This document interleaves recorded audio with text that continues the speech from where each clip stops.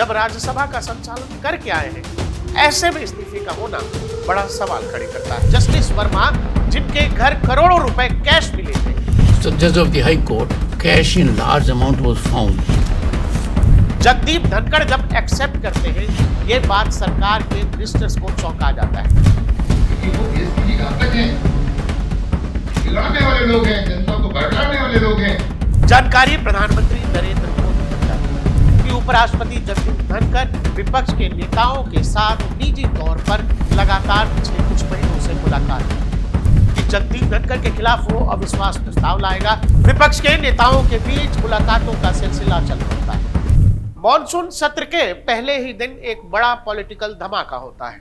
उपराष्ट्रपति जगदीप धनखड़ अपने पद से इस्तीफा दे देते हैं और ये सब कुछ पहले ही दिन होता है। सवाल यह है कि इतने महत्वपूर्ण सेशन के पहले ही दिन उपराष्ट्रपति इस्तीफा देते हैं। ऐसे में जब पूरे दिन वो राज्यसभा का संचालन करते हैं और देर शाम उनके इस्तीफे की खबर आती है। इस्तीफे के कारण में स्वास्थ्य का हवाला दिया जाता है, लेकिन सवाल यह है कि अगर इस्तीफा होना था तो 2 दिन पहले हो जाता, 4 दिन पहले हो जाता। इतने महत्वपूर्ण सेशन के पहले दिन जब राज्यसभा का संचालन करके आए हैं, ऐसे में इस्तीफे का होना बड़ा सवाल खड़े करता है।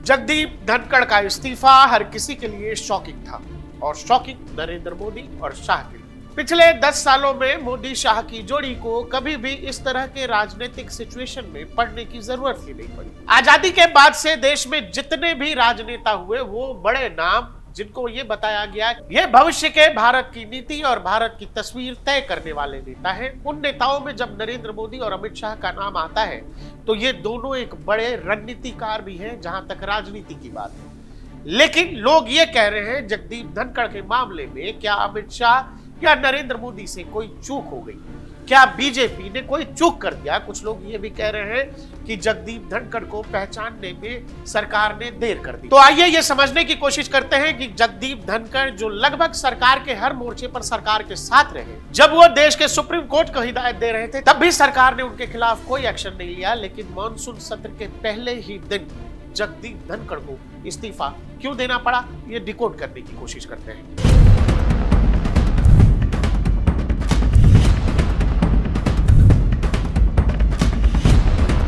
मॉनसून सत्र के पहले दिन राज्यसभा में कुछ ऐसा होता है जो बीजेपी के लिए, सरकार के लिए बेहद अजीब होता है। सरकार भौचक्क रह जाती है। सरकार के सीनियर मिनिस्टर पूरे मामले को समझ ही नहीं पाते। दरअसल होता यह है कि जस्टिस वर्मा, जिनके घर करोड़ों रुपए कैश मिले थे, जिनके खिलाफ कई बार धनखड़ साहब बोल भी चुके थे, उनके खिलाफ विपक्ष का नोटिस राज्यसभा में जगदीप धनखड़ एक्सेप्ट कर लेते हैं। लेकिन जगदीप धनखड़ की जानकारी में यह बात होती है कि सरकार ऑलरेडी जस्टिस वर्मा के खिलाफ महाभियोग लाने की तैयारी लोकसभा में कर चुकी होती है। मतलब सरकार का प्लान यह था कि जस्टिस वर्मा के खिलाफ पहले लोकसभा में कार्रवाई होगी, उसके बाद मामला राज्यसभा में आएगा। लेकिन राज्यसभा में विपक्ष के 63 सांसदों का साइन किया हुआ नोटिस जगदीप धनखड़ जब एक्सेप्ट करते हैं, यह बात सरकार के मिनिस्टर्स को चौंका जाता है। और यह सब कुछ तब होता है जब सदन में, राज्यसभा में सदन के नेता जेपी नड्डा मौजूद नहीं होते हैं। राज्यसभा में जगदीप धनखड़ की ये कार्रवाई या जगदीप धनखड़ जो एक्शन लेने की तैयारी कर रहे थे, इससे सरकार असमंजस की स्थिति में आती है। दूसरा ये कि सरकार ने जब ये तय कर रखा है कि मामला लोकसभा से शुरू होगा और राज्यसभा तक जाएगा, तो ये एक रेखा लांघने जैसी सिचुएशन है कि आप लक्ष्मण रेखा लांघ रहे हैं, आप सरकार की लाइन पर नहीं। जब सरकार के लेवल पर वो बात की जानकारी आपके पास है, बावजूद इसके अगर आप विपक्ष का नोटिस एक्सेप्ट कर रहे हैं और ऐसे में जब सत्ता दल के लोगों का उस पर हस्ताक्षर नहीं है, आनंद फानन में बीजेपी के लोग भी उस पर हस्ताक्षर करना शुरू करते हैं। जानकारी प्रधानमंत्री नरेंद्र मोदी तक जाती है। इसके अलावा एक और मामला है। आपको पता है प्रयागराज हाई कोर्ट के जज शेखर यादव ने बीएचपी के कार्यक्रम में एक बयान दिया था। लेकिन जो कठमुल्ला है, जिसे कह लीजिए आप, सब गलत है, लेकिन कहने में गुरेज नहीं है, क्योंकि वो देश के लिए घातक हैं, बिगाड़ने वाले लोग हैं, जनता को बरगलाने वाले लोग हैं, देश आगे न बढ़े इस प्रकार के लोग हैं। उनसे सावधान रहने की जरूरत है। जस्टिस शेखर यादव के इस बयान के बाद विपक्ष इनके खिलाफ महाभियोग लाने की मांग कर रहा था और ऐसी भी जानकारी है कि इस बात पर भी एक तरह की सहमति जगदीप धनखड़ ने विपक्ष को दे दी थी।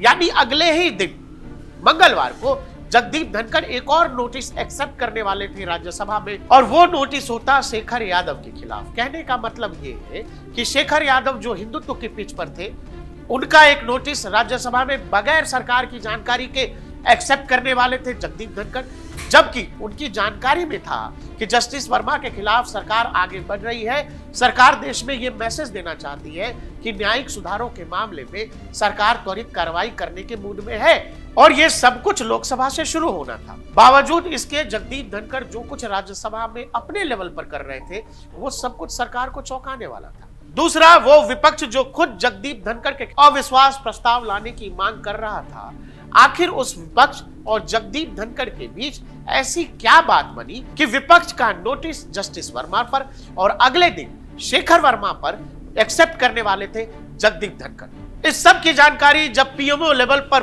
पुख्ता हो जाती है, उसके बाद यह तय किया जाता है कि यह सरकार के लिए बेहद असमंजस की स्थिति है। सरकार इसको एक भी दिन टालने के मूड में नहीं होती है, क्योंकि अगर राज्यसभा में सभापति ही सरकार के निर्णयों के खिलाफ या सरकार के फैसलों के खिलाफ जाने लगेंगे, तो इस स्थिति में सरकार के लिए हाउस चला पाना, हाउस को मैनेज कर पाना बेहद मुश्किल हो जाएगा।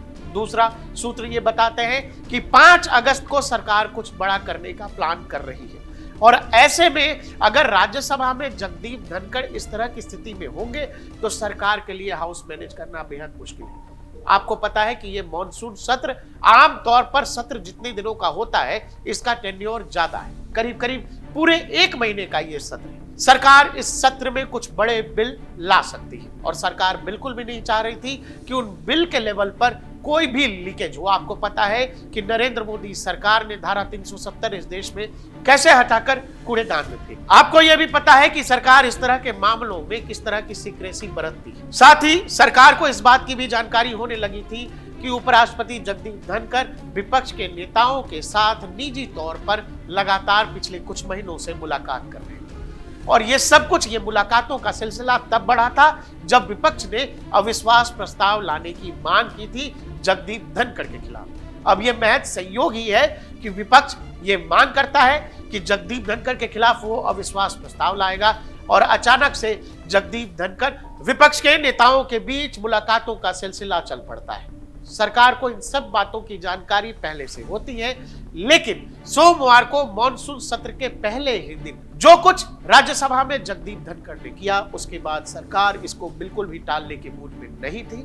मैंने आपको बताया ऐसा क्यों किया गया। साथ ही सरकार इसको एक भी दिन टालने के मूड में नहीं थी, और यही कारण था कि ये मैसेज जगदीप धनखड़ तक पहुंच गया था कि सरकार अब इसको ऐसे बर्दाश्त नहीं करेगी या ऐसे नहीं चलने दिया जा सकता है। और यही कारण था कि बताया जा रहा है कि एक बड़ा फोन जाता है जगदीप धनखड़ तक, और उसके बाद जगदीप धनखड़ ये तय करते हैं कि वो इस्तीफा देंगे। अगर आप प्रधानमंत्री नरेंद्र मोदी का ट्वीट भी देखेंगे तो आपको इस बात में समझ आ जाएगा कि इसमें बहुत कुछ नहीं है। आमतौर पर कोई रिटायर होता है, कोई जाता है, वो चाहे कोई नेता हो या संवैधानिक पद पर बैठा हुआ व्यक्ति, बाकायदा नरेंद्र मोदी बताते हैं कि आपका टेन्योर कैसा रहा, आप भविष्य में क्या करेंगे, नहीं करेंगे।